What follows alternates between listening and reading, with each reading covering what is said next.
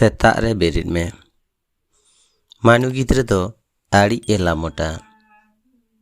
जहान कमी के बाय लगन होदोआ उनी दो SETAG हो बाय BERED होदोआ बे रकाब धापी ए जापिट का गया दिन के उनी दो को हो BERED या BERED काते हो उनी दो बाय दुतनोआ आय आयु दोय एगे रेगिया एन हो मानु दो बाय उचितोआ मानु खन हुडिनी दोय कुड़ी गिद्रे कना सुमी नुतुमाया उनी दो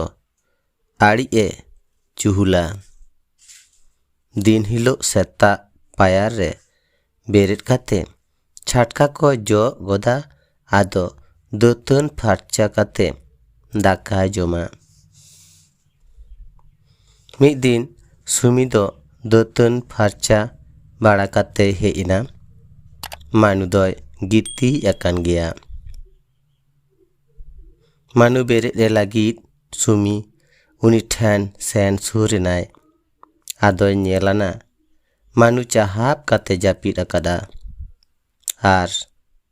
आजा मोचा करे रो को आप पेरे एकना सुमी मानु ते ए हो बाड़ा दिया मानु बाय BERED लेना सुमी आदो आज बाबा लिया दिया आज बाबा हो मानु ठैन गे हेइना आरे नेलाना आदि बांग ठीक गे मानुआ मोचारे रो को आप पेरे एकना आदो मानुई और BERED गोट के दिया आर चेटा बाड़ा काते मेताय दिया आम गिद्रे उचितो में नोंका दो आदो आलम जापिता आर दिन हिलो SETAG रे BERED में BERED तोरा दतनो में आम बाम दतनो कना मोचा को सोकान तमा ओनाते रो को आप आम कना रो दो बुगी को दो को बांग कना उनको दो इ करे अंजरा करे रुआ हड़ करे को आबुआ ओना करे खन आजार रिया इते को अगुया आर बुगी हटन आप काते ओना को उचिड़ा आदो उचितो में दिन हिलो SETAG रे BERED में